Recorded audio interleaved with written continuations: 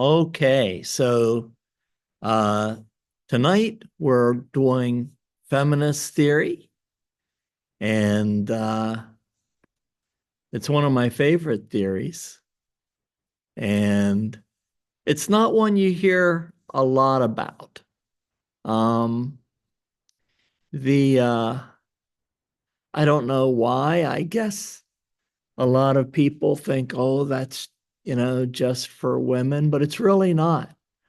Um, I think it's one of the best theories to use for any person, really. And we'll talk about why. But in your notes, um, a lot of the notes focus on terminology.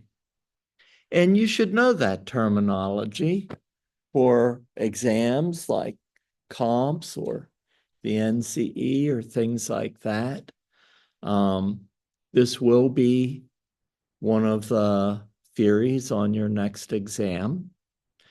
Um, but I think that um, the actual use of this theory, how we would use this theory in a session, is the most important thing.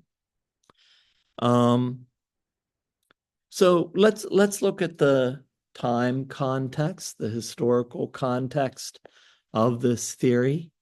We've talked a little bit about problems with earlier theories, like, um, Freud's focus on sexuality and how it's rooted in patriarchy and not really multicultural. Um, and, so there's a lot of biases going on with that theory and other theories as well. But the other thing I said about those early theories is that they're rooted in their own historical context. So it's easy to look at Freud from our time period and say, oh, Freud didn't do this, Freud was biased here. But, you know, uh, he didn't understand that because of the historical context. Whereas with feminist theory, we're looking at a time period where there was so much social growth going on. Uh, you know, Equal rights movements in every area of culture. Um, and I just think that uh, this theory is part of that historical context and framework. And that's another reason why there's not just one theorist tied to this theory. If you were in any profession, you were considering, you know, some of the new awarenesses brought about by the social context.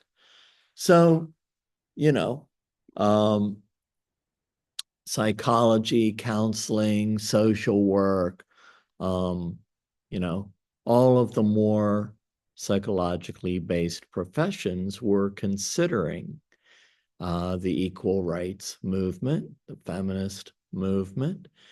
And, so not only did feminist theory arise during that time, but multicultural counseling took root during this time. So when we think about all of the different theorists involved, in the notes, I just named three or four of the primary theorists that had written a lot on the subject. So if you were interested in looking up more information, you could look up one of these theorists, and they either have articles published or books published. So, some of the primary contributions were made by Jean Miller, Carolyn Enns, Olivia Espin, Laura Brown, but that's just a few of the many. that contributed to this theory.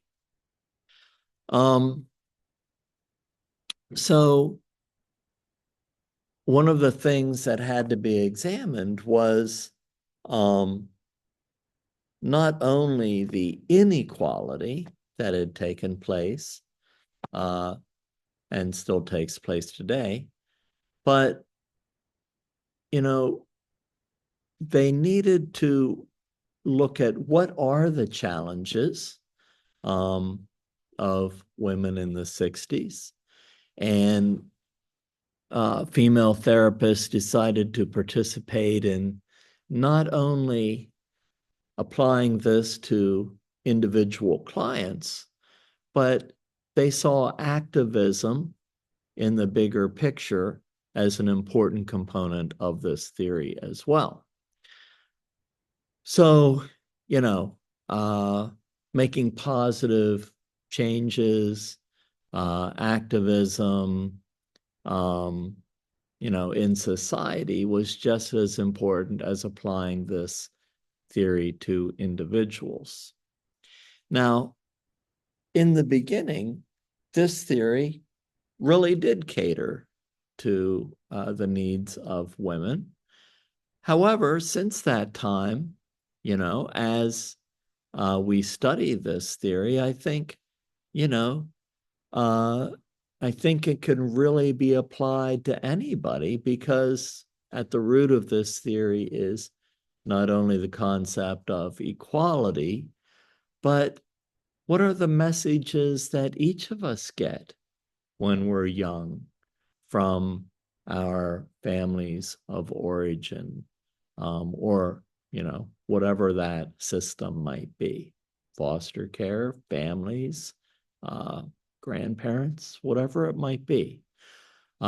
We all get messages as children.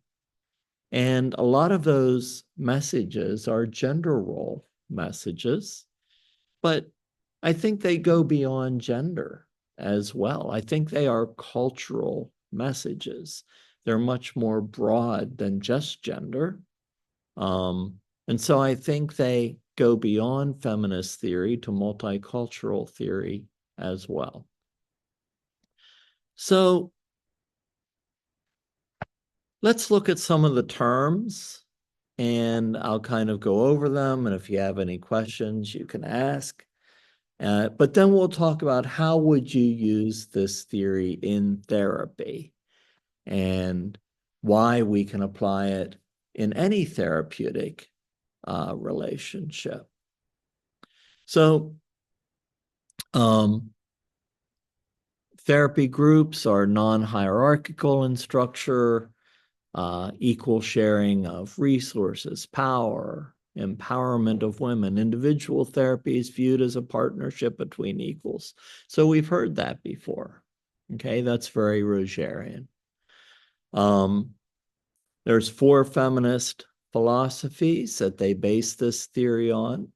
Liberal feminist, and that's a focus on helping women over some of the limits and constraints of their socialization patterns. Goals include personal empowerment, dignity, self-fulfillment, equality. That's primarily based on individual therapy. Cultural feminist, oppression is the result of societal devaluation of women's strengths. The goal is to infuse society with values based on cooperation. So here we're moving to a larger picture.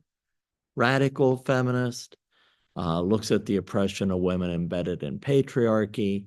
Their goal is to transform gender relationships, societal institutions, women's sexual procreative self-determinations. And the socialist feminist position is that there are multiple oppressions and solutions to problems, which should include class, race, other discrimination. The goal is to transform social relationships. So here we're looking at society, but we're also going beyond just gender. We're looking at all of the implications, and we're moving into more multicultural territory. So I think that probably one of the core concepts is empowerment when we think about this theory. And that should be one of the goals of therapy. I think that a lot of like we said earlier, the traditional theories are somewhat biased, and feminist theory would specifically say gender bias, but I think they're biased on a lot of levels, not just gender, but many multicultural areas. There are biases. And feminist theory differs from other traditional theories in a few different ways. So it's gender free. It explains gender differences in terms of the socialization processes rather than human nature. It's flexible. Strategies used are applied equally to individuals or groups in spite of age, race, culture, gender, sexual orientation. And this flexibility is key to why I use it with anybody who comes to counseling. It's interactionist, includes many dimensions of human experience, thinking, feeling, behaving, takes into account environmental factors and personal experiences. It comes from a lifespan perspective. Human development is lifelong. So that's very Ericksonian, in nature. And we never stop the developmental process. It moves throughout our entire lives. So feminist theory and therapists believe, and I believe this, that society places gender role expectations on individuals. But I don't just see it as society, because there are so many subgroups, subcultures within a society. If you just look at a college campus, how many subgroups are on a college campus? I mean, so many. And then if you go back to families of origin, every family is their own little subgroup. So, for example, my wife is very different than I am. Half of her family were literal gypsies from the Carpathian Mountains, and the other half were Italian. Mine are like Norwegian and English and Scottish. And the way each of our parents and we were brought up was completely different. And, and I would say the same thing for every relationship. And, it's not like when we were dating, I would, ask about what's the culture of your family of origin, but so we don't really understand each other's cultures, the way we were brought up, or the messages that we received as children. And so we come into a new relationship from completely different subcultures. And those subcultures are also made up of different cultures and subgroups. And so we get a lot of different messages, and often those messages don't match up. and that causes incongruency in the relationship and expectations of one another. It can lead to arguments and misunderstandings. So,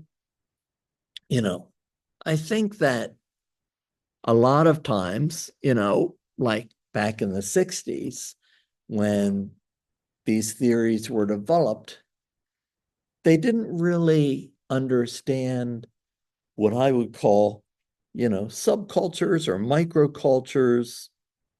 And I would say in a pluralistic society, which is a society where people come from all over the place, all over the world.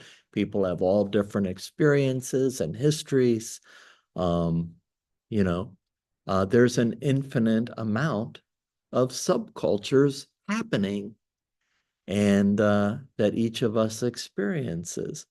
So it's really important to unpack that in therapy and to help people. If somebody's in individual therapy, it's important to help them understand basically everything that went into the family makeup and origin and understanding and tradition and belief systems and expectations and messages. And if it's a couple, and the the beautiful part about this is it can be any couple, you know, um, LGBTQ couples, heterosexual couples, any couple. Doesn't matter the age, doesn't matter, this is good. In fact, sometimes the more different, the better, you know. That if the individuals are very different, it's easier to see those differences and to talk about them.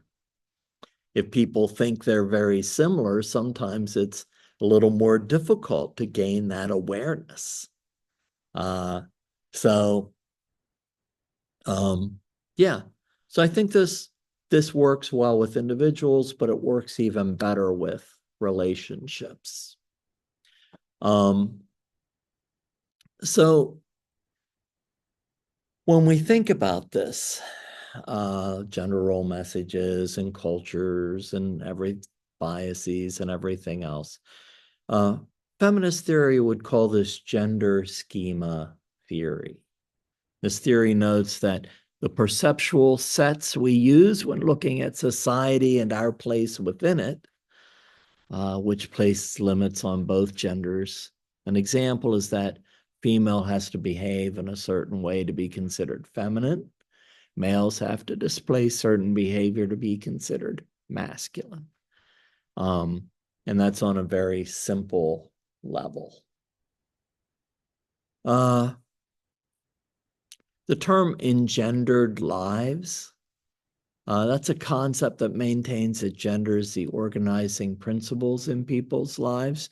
Gender plays a role in shaping identities of males, females, defines masculine and feminine. Society's labeled men as a dominant group, determines what roles women played, but women are placed in a subordinate position, expected to interpret the needs and behaviors of males. Which of course, is kind of moves against the concept of equality. So part of this is challenging not only traditional roles for women, but I would say challenging all of the gender role messages for any human being. So we're going to kind of take this a step further from its original concept. And I think that, let's think about some of the things. So here's some examples of gender stereotypes. So these are negative things. So women are expected to be more kind, thoughtful, caring, nurturing than males. Women are not expected to display independence or assertiveness because they're viewed as taking on masculine roles. Women are seen as being emotional or intuitive Women are labeled as submissive, passive, home-oriented, indecisive. When women don't behave in these ways, they're viewed as unfeminine. Women are viewed to naturally have an interest in relationship versus accomplishment. So, these are all stereotypes. And so we want to kind of challenge these stereotypes. But think about it beyond females. What are some of the stereotypes that men may have that would be negative emotionally? I know one of the messages I received as a child was, hey, big boys don't cry. I can't tell you how many times I heard that as a little child. Um, don't play with your sister's Barbies. Here's a G.I. Joe. Uh, you know, um, uh, even anytime I went to like a school dance or anything like that, there were all types of gender role messages and uh, so since both my wife and me are therapists and we're kind of into this, um, I've got 4 kids and, we did not want to, we just wanted the kids to thrive and be happy and not receive all these messages. And so, we didn't go with like pink or blue, we went with like yellow or green for their rooms and just happy colors. And, we kind of bought non-gender role influenced toys and everything from like blocks to just creative things and but they could choose their own toys. If they wanted a doll they could have a doll. Didn't matter whether the child was male or female. um and you know it's almost impossible to escape gender role messages in our society, no matter how hard we try at home, even if we're watching like educational television, like, PBS, they're pretty aware of these things. But if you just look at an ad or some of the TV shows, it's almost impossible to escape, you know, especially in advertising, you know. So, and if it's not like public television, they are abundant, these messages. Um, and biases as well. So, you know, I think I think it's kind of important to, so let's say I have 2 individuals in therapy and I don't care what uh their sexual orientation is, doesn't really matter. But I ask each one to think about it and to share the messages they received growing up as a child, whether it be from home or from society or school, and to share them with their partner. And each of them would do that, and the partner would just listen. And, active listening, being present and hearing the other person. And then we would begin to talk about how those messages maybe didn't correlate with the other person's gender role expectations. And so if we get messages about how we should act or be, we're also getting messages about what we should expect from others. It's not just about us. We also generate expectations for other people in our lives. And so many times, one person may have more traditional roles, and the other person might have more modern, equality-minded roles. This really, a good example of this might come into play with if people have a child. And, in today's society, it's rare for both people not to work.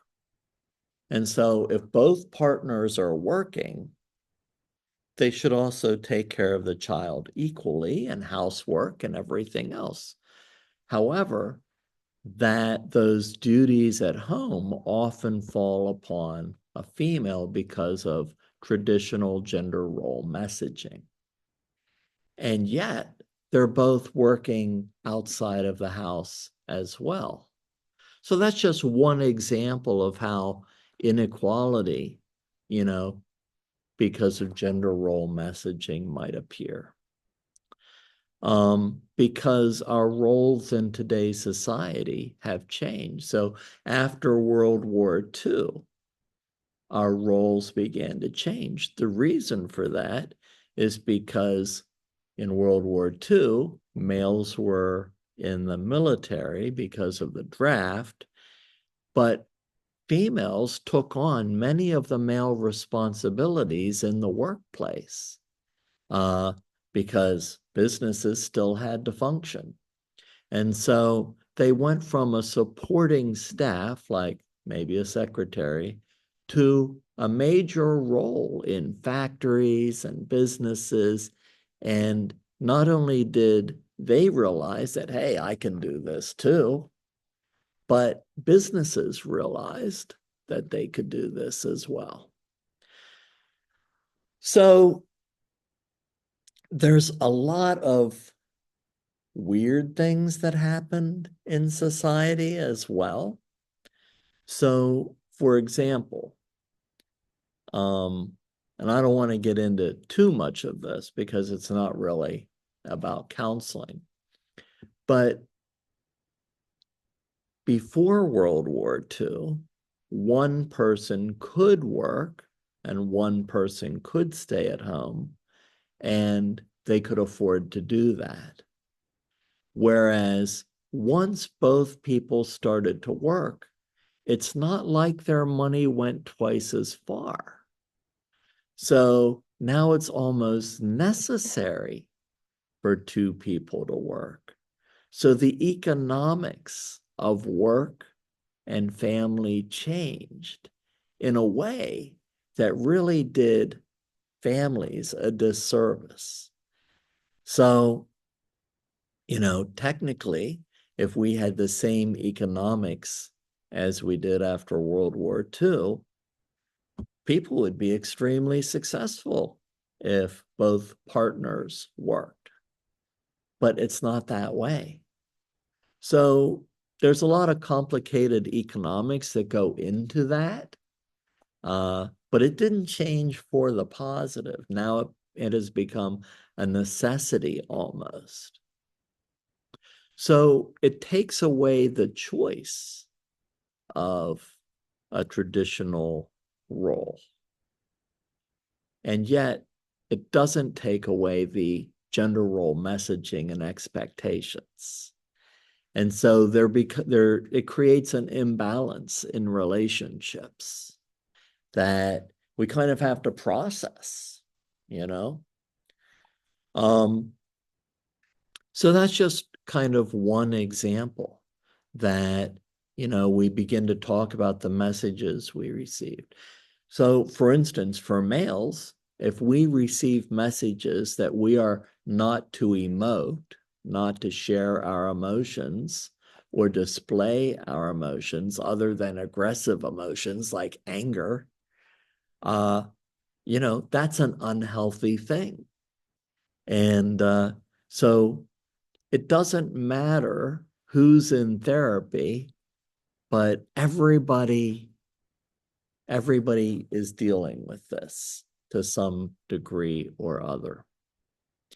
And if we add the broader multicultural component with experience of bias and injustice and prejudice and everything else, it adds multiple layers to this messaging and personal experiences.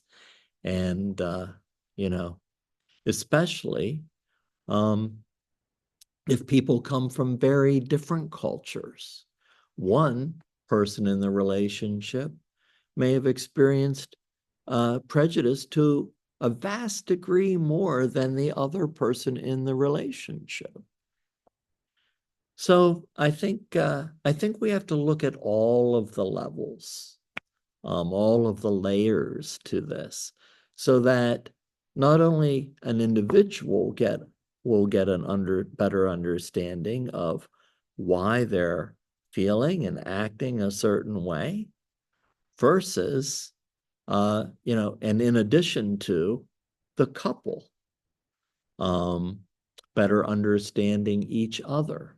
So first we have to understand ourselves, then we have to hear the other person's experience so that we can understand better where they're coming from.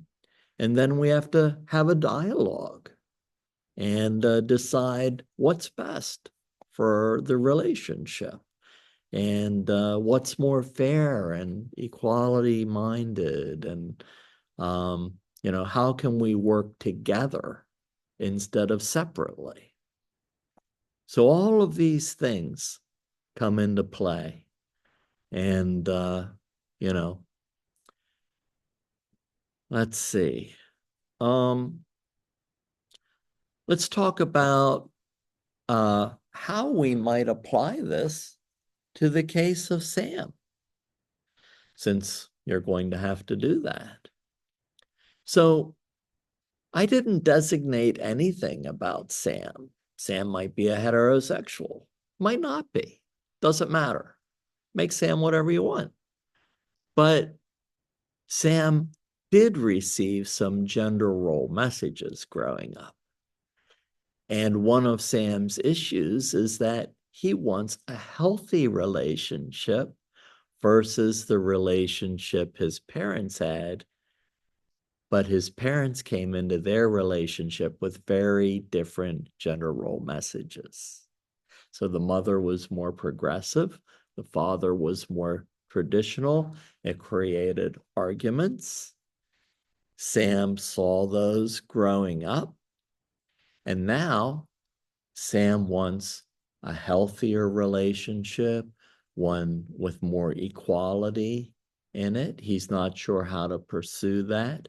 But first, Sam has to address his own gender role messages. And one of Sam's messages may have been, okay, you have to go get a job, you have to make a good paycheck, versus you need to find a job that you're going to find fulfilling and find meaning in and still be able to make a decent living. And so Sam's not really expressing any of his emotions, but, he's kind of having this midlife thing, and he goes into counseling because he's not finding fulfillment in his career or in a relationship. He's really not sure, how do I find a relationship that's not like my parents? But I want to find a relationship that, is more progressive, where we're equals and have a positive relationship. I don't want to repeat these cycles of my parents.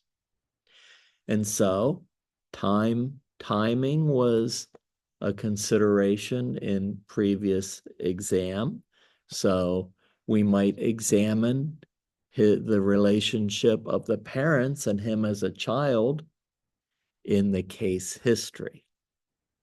But in the session, we're not going to talk about the parents. We're only going to talk about Sam and how he can move forward.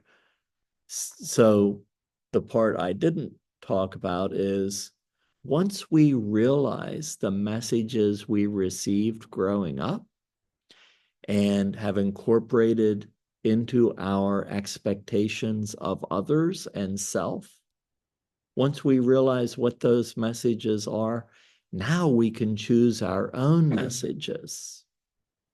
So let's say one of the messages was, men can't express emotion.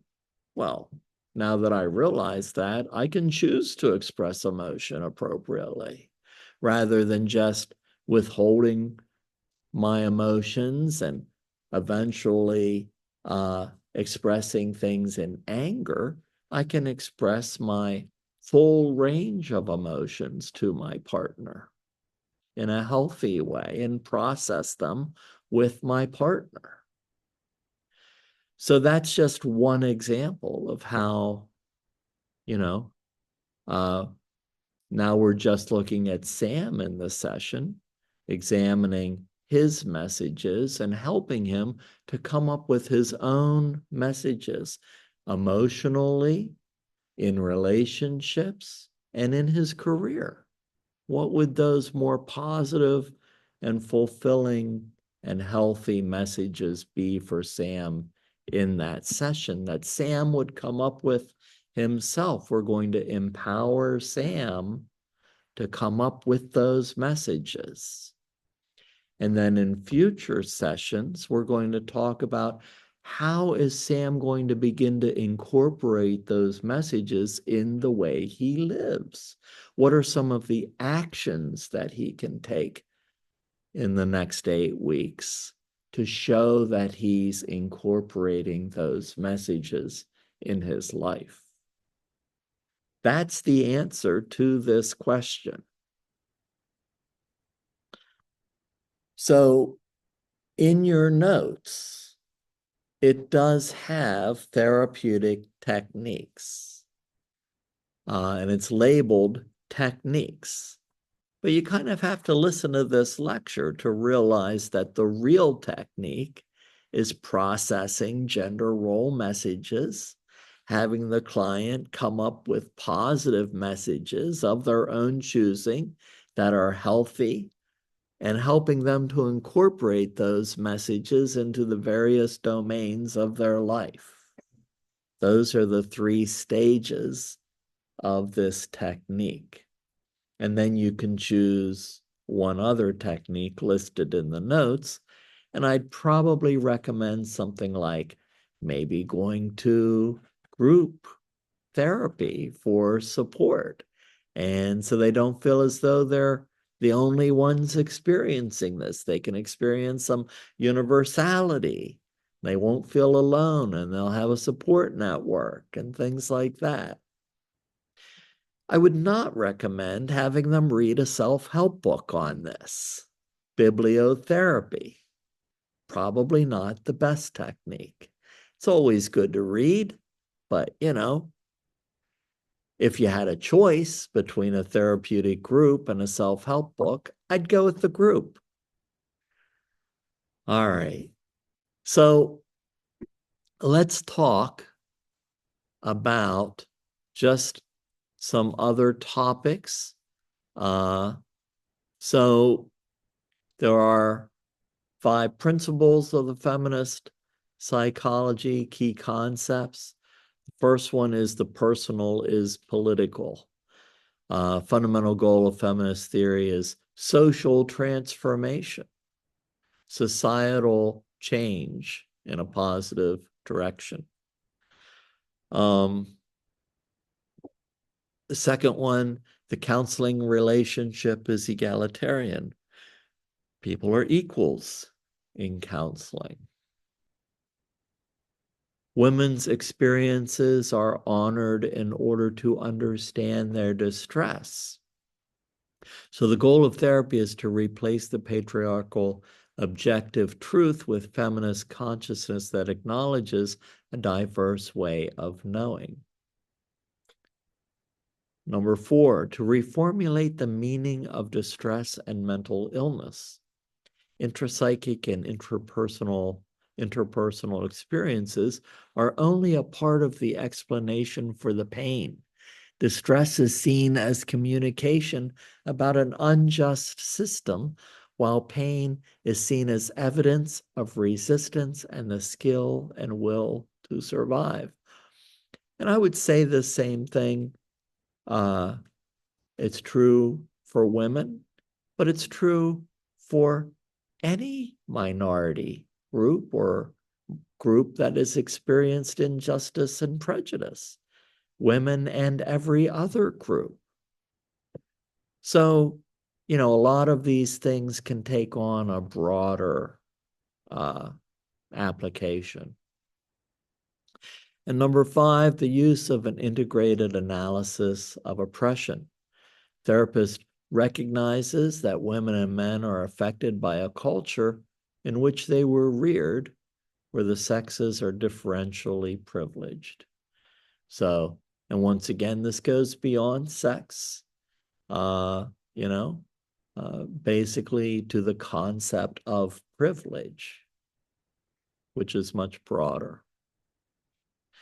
Therapeutic goals: become aware of their own gender role socialization process. This is what you'll be doing with Sam.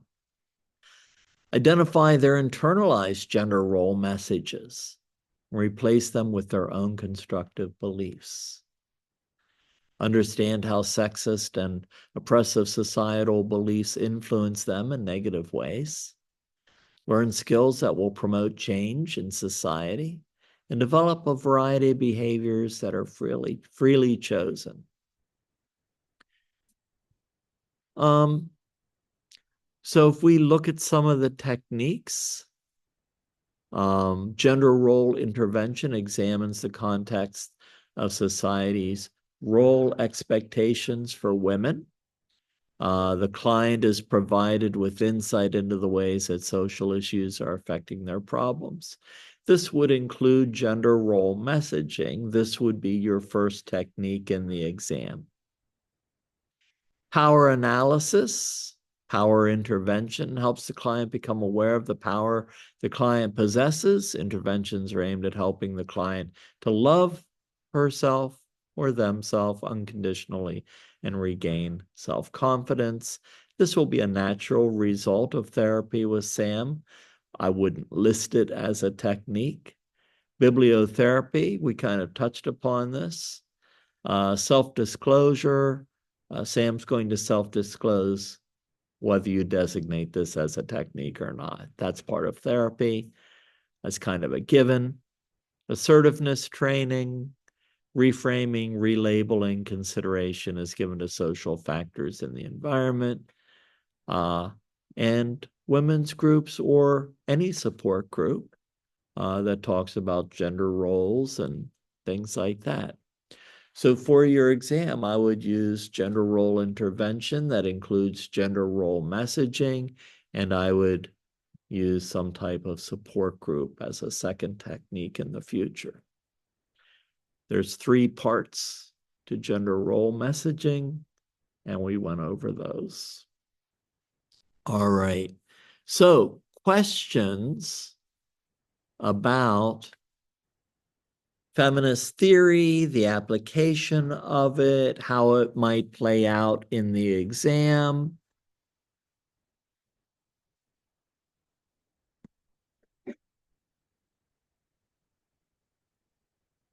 All right, we're going to take a 10-minute break. We're going to come back and watch our student presentation.